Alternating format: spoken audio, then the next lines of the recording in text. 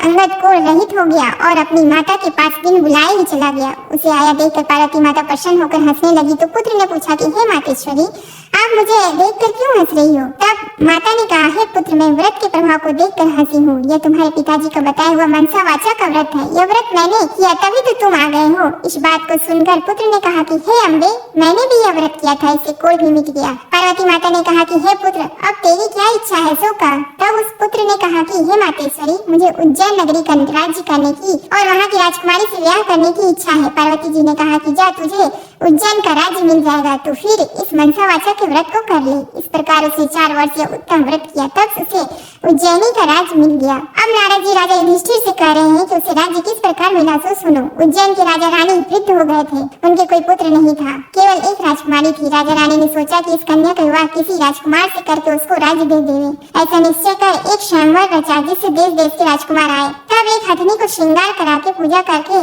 हाथ जोड़कर राजा जी ने कहा कि हे हथनी, तू देव स्वरूपा है, यह माला ले और उसको पहना दे। इस राज्य को संभाल सके और राजकुमारी के लायक ही वह रहो। मामूली मनुष्य को माला मत पहना देना। वह पार्वती जी का पुत्र भी देवयोग से वहां पहुंच गया।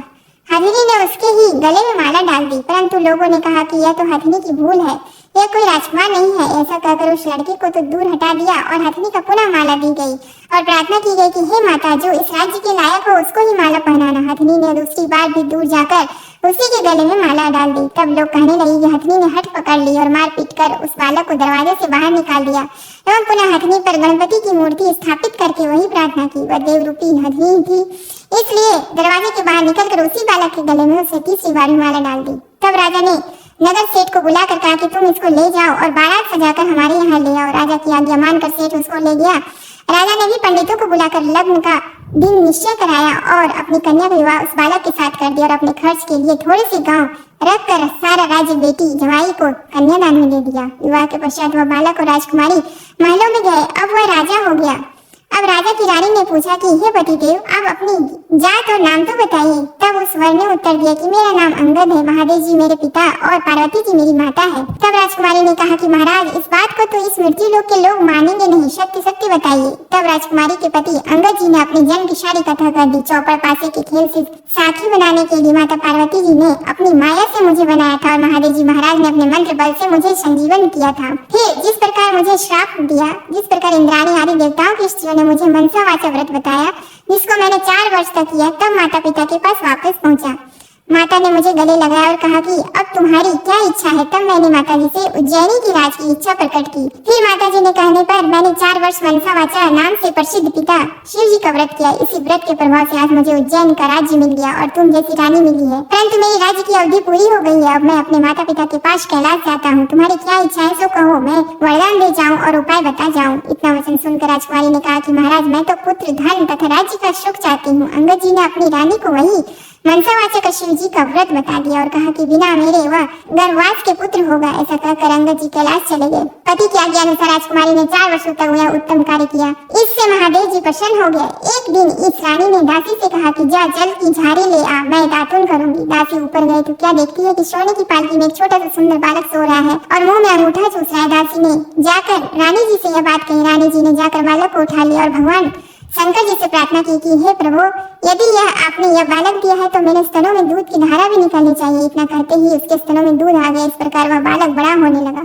एक दिन उस बालक ने अपनी माँ से पूछा कि हे माँ, मेरे पिता कौन है और उनका क्या नाम है। तब उस रानी ने कहा कि तेरे पिता तो अंगद जी हैं और महादेव पार्वती जी तेरे दादा दादी है। तब बालक ने, जिसका नाम फुलकंवर है, अपनी माता से कहा कि इस बात को तो मृत्यु लोक में कोई नहीं मानेंगे। तब माता ने पुत्र को वही सारी कथा सुनाई कि तुम्हारे पिता अंगद जी की उत्पत्ति पार्वती जी की इच्छा व माया से हुई और महादेव जी ने उनको संजीवन किया था। शिव पार्वती के चौपड़ पाशा के खेल में झूठ बोलने से माता ने उनको श्राप दे दिया, जिससे वे कोढ़ी हो गए और उनको वन में भटकना पड़ा। तब मनसा वाचा के व्रत करने से वे भले चंगे हो गए और माता पार्वती से उनका पुनर्मिलन हो गया। अपनी माता पार्वती के कहने से तुम्हारे पिताजी ने फिर मनसा वाचा और शिव जी का व्रत किया।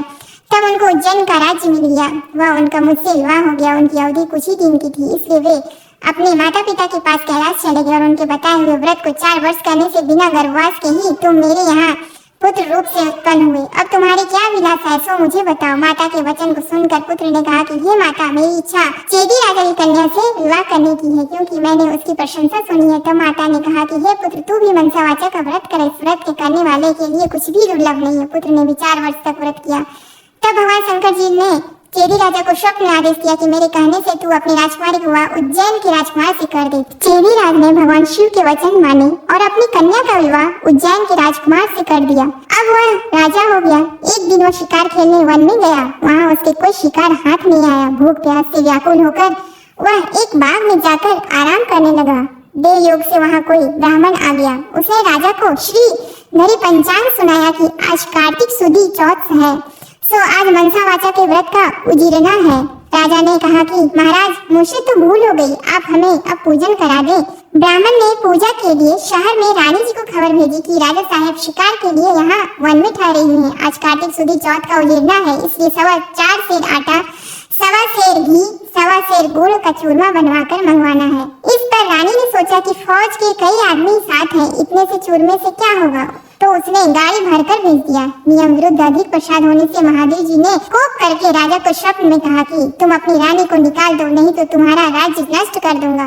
राजा ने प्रमाण के अनुसार दोबारा चूरमा बनवाकर व्रत पूरा किया। महादेव जी ने कथन के अनुसार राजा ने रानी को महल से निकलवा दिया। रानी किले से रवाना हुई। थोड़ी दूर जाने पर दीवान मिले। दीवान ने पूछा कि रानी साहिबा, आप कहाँ पधार रहे हो? रानी ने सब बातें बताई। तब दीवान ने कहा कि मैं राजा साहब को समझाकर राजी कर लूंगा, तब तक आप मेरे हवेली में पधारिए। रानी ज्यों ही दीवान की हवेली में गई, त्यों ही दीवान अंधा हो गया। तब दीवान ने हाथ जोड़कर कहा कि आप यहाँ से पधारो। रानी वहाँ से रवाना होकर आगे बढ़ी तो उन्हें नगर सेठ मिल गया।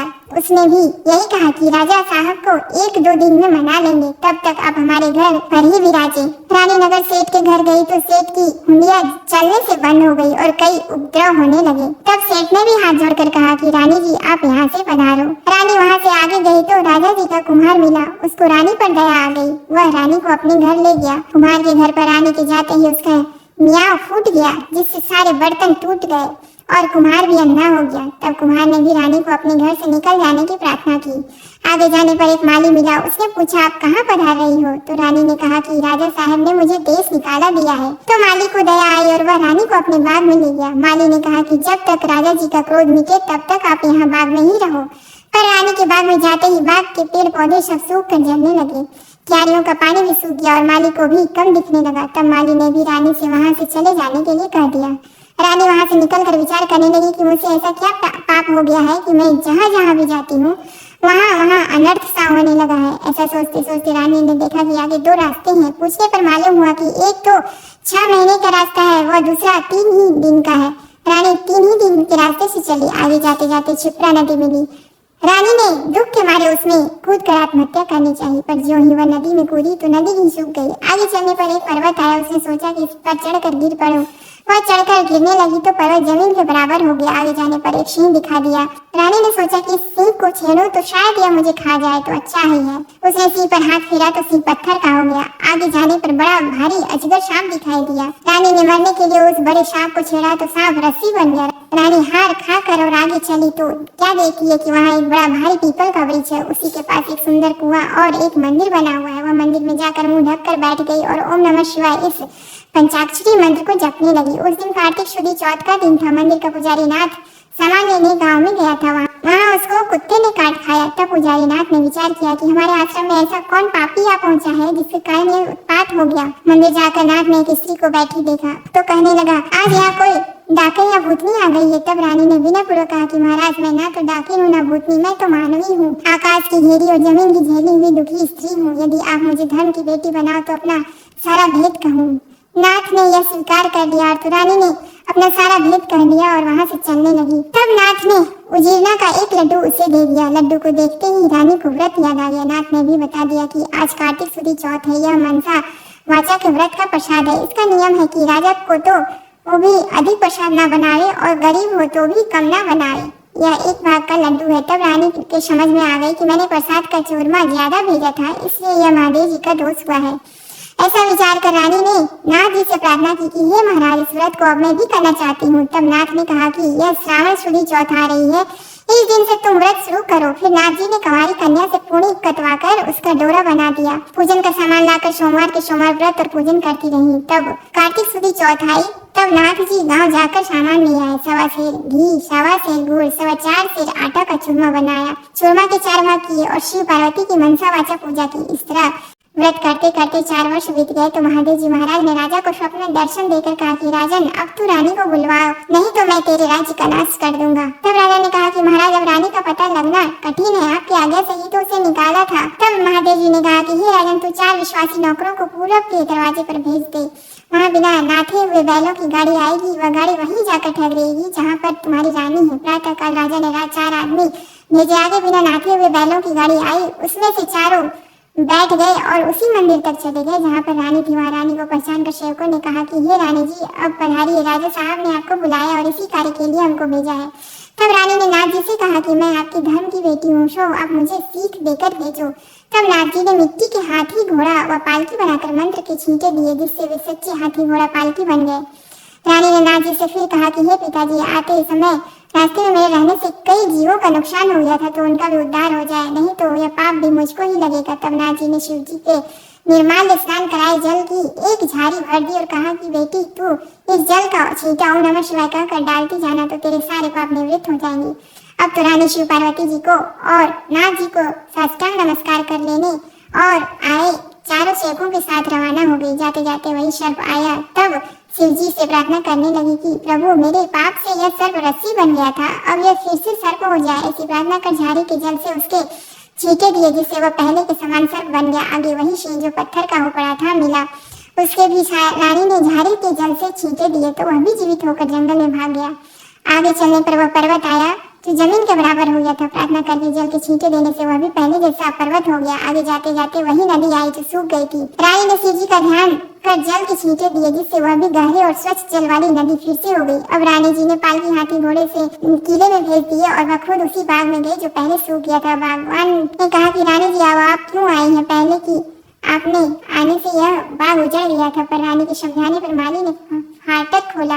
रानी ने बाग में जाकर शिव जी का ध्यान कर झाड़ी के जल के छींटे दिए, जिससे पहले से भी अच्छा हरा भरा बगीचा हो गया। वहाँ कई कोयले बोलने लगी, नाना प्रकार के फल फूल दिखाई देने लगे और कुओं में लबालब जल भर गया। फिर रानी जी उसी कुम्हार के घर गई तो कुम्हार की आंखें खुल गई और जल के छींटे देने से मियाओं के बर्तन सोने चांदी के बन गए। कुम्हार ने कहा कि रानी जी, ये सोने बर्तन हमारे पास कौन रहने देगा?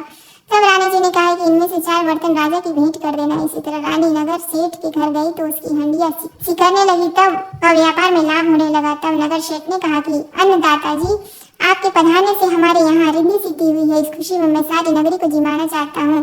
सारी नगरी में ढिंढोरा पिटवा दिया जाए कि कल किसी के घर में धुआं ना निकले। जो किसी ने चूल्हा जलाया तो दंड के भागीदार हो गया। आगे रानी जी पधारी तो दीवान जी के यहाँ पहुंची। जाते ही दीवान जी की आंखें खुल गई, सब आनंद हो गया। अब रानी साहिबा किला में पधारी। राजा जी ने उनका अच्छा स्वागत किया। नगर शेठ ने सारे नगर को जिमाया और किले में जाकर रानी जी से अर्ज की कि अन्नदाता जी, अब आप भी आरोगी। रानी ने कहा कि मेरे तो आज कार्तिक शुदी चौथ का उजेड़ना है, सो किसी भूखे आदमी को जिमा कर जिमूंगी। सारे नगर के लोग तो नगर सेठ के यहाँ जिमाए। नगर में कोई भी भूखा व्यक्ति नहीं मिला। ढूंढते ढूंढते धोबी घाट पर एक अंधी भरी कोड़नी धोबन पड़ी मिली। रानी जी की आज्ञा से उसे बुलाया। रानी जी ने उसे स्नान कराया। स्नान कराते ही उसका सारा कोढ़ मिट गया। कथा सुनते ही उसके लिए स्वर्ग से विमान आ गया और बूढ़ी धोबन कथा सुनने व प्रसाद लेने मात्र से सदैव वैकुंठ चली गई। राजा रानी भी हर साल मनसा वाचा का व्रत करते रहे। वे संसार के सब प्रकार के सुखों को भोगते रहे और पुत्र को राजगद्दी देकर अंत काल में शिवलोक में चले गए। इस प्रकार मनसा वाचा भगवान शिव जी पार्वती जी के व्रत करने की बड़ी भारी महिमा है।